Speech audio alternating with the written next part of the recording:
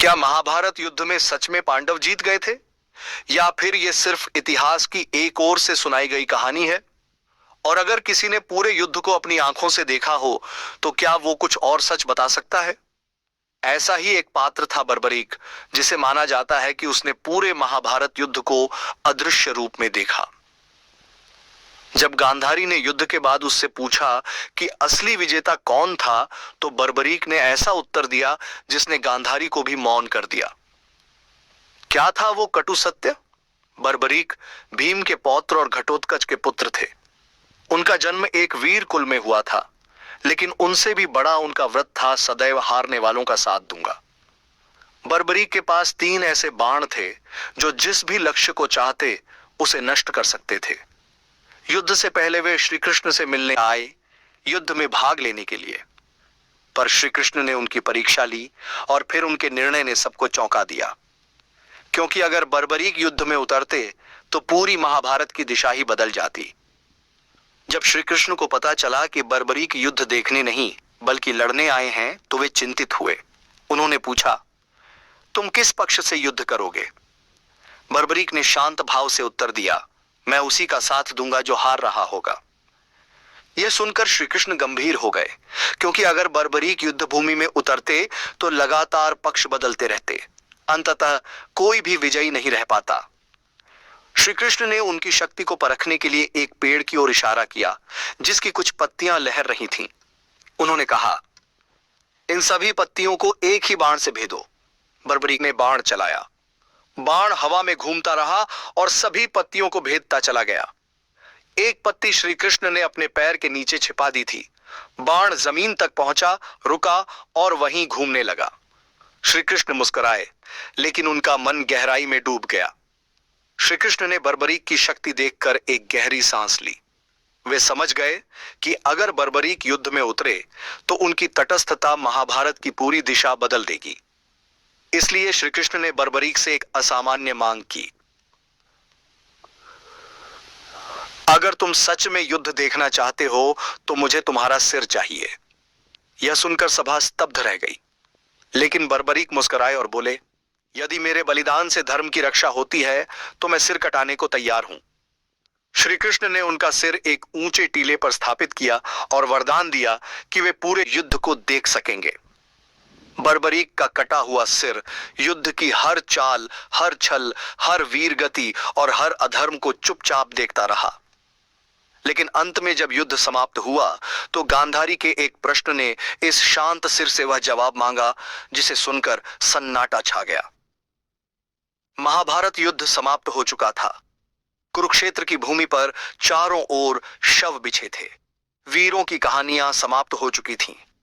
गांधारी, जिनकी आंखें तो पहले ही बंद थीं, अब मन भी शोक से ढका हुआ था। उन्होंने श्री कृष्ण से एक ही सवाल किया, इस युद्ध का असली विजेता कौन है?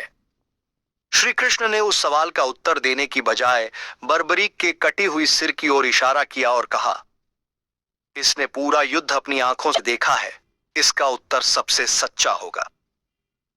गांधारी बर्बरीक के पास पहुंची और पूछा, तुमने सब देखा, तो बताओ असली विजेता कौन था? कुछ क्षणों तक मौन छाया रहा। फिर बर्बरीक की धीमी लेकिन स्पष्ट वाणी गूंजी, जहां तक मैंने देखा केवल श्री कृष्ण की योजना, उनकी चतुराई और उनका मार्गदर्शन ही विजेता था। शेष सब तो केवल मोहरे थे। बर्बरीक ने जैसे ही ये शब्द कहे, गांधारी को गहरी सोच में डाल दिया। वह चौंकी, क्योंकि यह वो सत्य था जिसे किसी ने कभी नहीं पहचाना।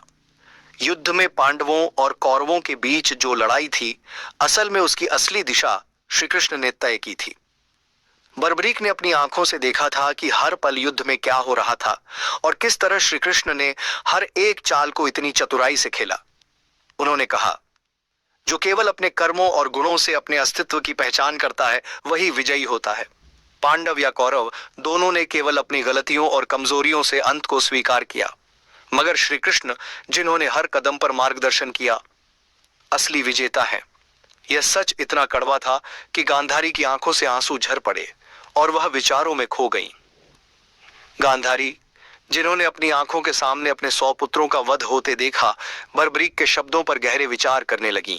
उनका मन द्वंद्व से भर गया। क्या सच में उनकी संतानें केवल एक खेल की तरह थीं, जिनका कोई उद्देश्य नहीं था? क्या हर कदम पर श्री कृष्ण ने ही सब कुछ नियंत्रित किया था? वह स्वयं को दोषी मानने लगी। अपनी संतान की हार पर उन्हें हमेशा दूसरों को दोष देना था, लेकिन अब बर्बरीक की बातें उन्हें यह समझा रही थीं कि सब कुछ पहले से तय था। गांधारी के दिल में एक ठहरी हुई खामोशी छा गई।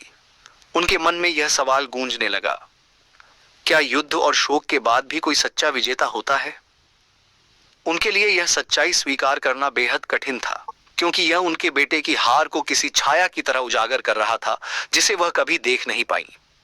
बर्बरीक का सिर, जो युद्ध के दौरान चुपचाप सब देख रहा था, अब युद्ध के बाद का सबसे बड़ा गुरु बन चुका था। उनकी दृष्टि ने महाभारत युद्ध के हर पहलू को देखा था, और अब वे इस सत्य को सामने ला रहे थे कि युद्ध कभी भी किसी एक पक्ष का नहीं होता। वह बर्बरीक, जो स्वयं कभी किसी के साथ नहीं लड़ते थे, उनके मन में युद्ध के हर पहलू पर गहरी सोच थी। उन्होंने समझा था कि न तो पांडवों की जीत थी, न ही कौरवों की हार। असल में यह सब श्री कृष्ण की महान योजना का हिस्सा था।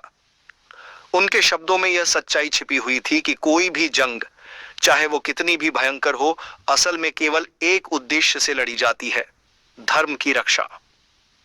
बर्बरीक ने महाभारत के हर पात्र को सिखाया कि शक्ति का असली स्रोत केवल ईश्वर का मार्गदर्शन ही होता है। श्री कृष्ण ने बर्बरीक के सत्य को स्वीकार किया और उसे आशीर्वाद दिया, लेकिन साथ ही एक और रहस्य खोला।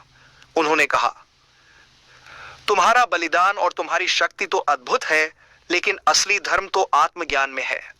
तुमने महाभारत के बाद जो देखा, उसे पूरी दुनिया के सामने लाना चाहिए।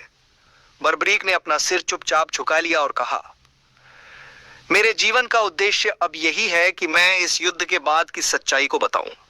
यह सच्चाई सभी को समझनी होगी, क्योंकि धर्म के मार्ग पर चलने के लिए हर व्यक्ति को श्री कृष्ण के द्वारा दिखाए गए रास्ते की आवश्यकता होती है। वह समझ चुके थे कि उनका असली उद्देश्य सिर्फ लड़ाई देखना नहीं, बल्कि लोगों को यह समझाना था कि जीवन में हर घटना, हर युद्ध और हर संघर्ष की एक गहरी योजना होती है, जो हमें ईश्वर से मिलकर समझनी चाहिए। बर्बरीक ने महाभारत के युद्ध के दौरान जो देखा, उसकी सच्चाई अब पूरी दुनिया के सामने आनी थी। उन्होंने एक महत्वपूर्ण संदेश दिया, सिर्फ युद्ध जीतने से कुछ नहीं होता। असली विजेता वही है जो अपने धर्म का पालन करता है और जो जीवन में सही रास्ते का अनुसरण करता है। श्री कृष्ण ने युद्ध को जीता, लेकिन यह जीत केवल अस्तित्व की नहीं थी, बल्कि उसे सही दिशा देने की थी। उनके इस संदेश ने महाभारत युद्ध की महिमा को और भी गहरा कर दिया। बर्बरीक का बलिदान हमें यह सिखाता है कि जीवन में हमें अपने कर्मों का सही मूल्य समझना चाहिए।